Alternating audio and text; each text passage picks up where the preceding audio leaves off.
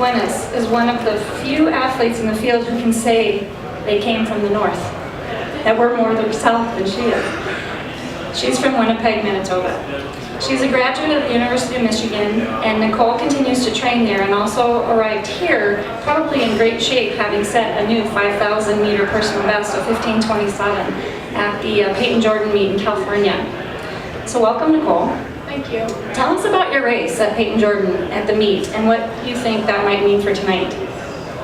Well, actually the race at Peyton Jordan wasn't quite what I wanted. I was hoping for a little faster pace, but you just go with how the race goes, and it was a very small PB, I think like 0.2. So I was hoping for a little better, but at the same time I knew that whatever the result would be, definitely beneficial for my 1500 and even my 800. Coming off that race, 4 days later I did an 800 meter specific workout, and it just went like way better than I could have imagined. So somehow doing the distance and that type of volume and training for the 5K always seems to help me when I come down to shorter events. So it's definitely, I'm glad I did it. I was hoping for a little better, but can't complain about a little PB. Well, I'm sure the fans will cheer you on tonight. Can you take us back, if you would, for a moment to your experience, your Olympic experience in London? What surprised you most about that experience? Is there any ahas for you when you're in London? I don't know if I didn't know what to expect. I'd never obviously been to the Olympics before. The whole experience was a great experience.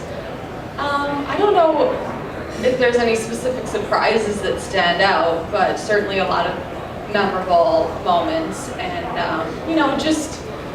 just walking out onto the track the first time for my first race, I couldn't stop the smile from coming across my face, and it was just a great moment, and being in the stadium, having my coach, my parents, sisters, husband, all in the stands watching, it's just something that I'll never forget. And definitely a life goal that I achieved. So it's great. Congratulations for being there. Thank you.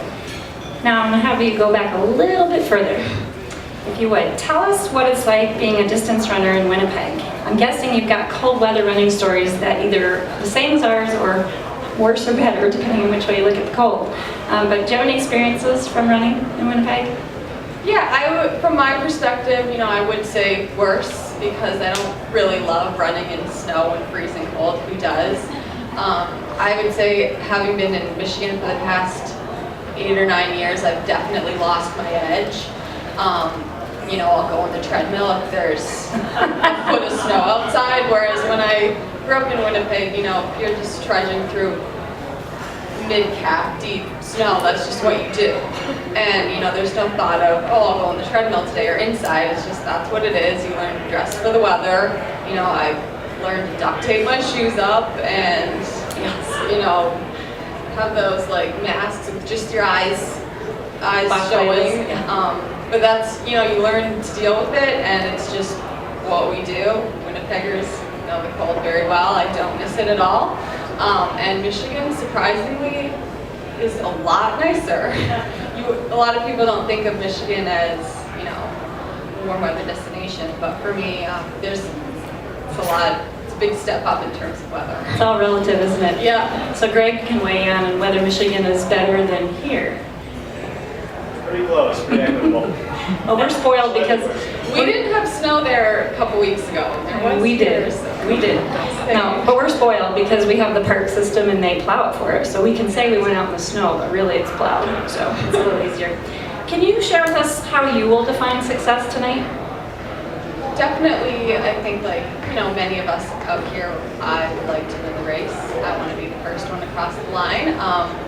And so that's definitely my number one goal, but at the same time, just like Heather said, if you can cross the line and know that you couldn't have run faster, you can't ask for more from yourself. So that's always, my goal as well. And, when I cross the line, hopefully I'll be spent and know that I couldn't have given any more. So no matter what the result, I won't have any regrets. Thank you.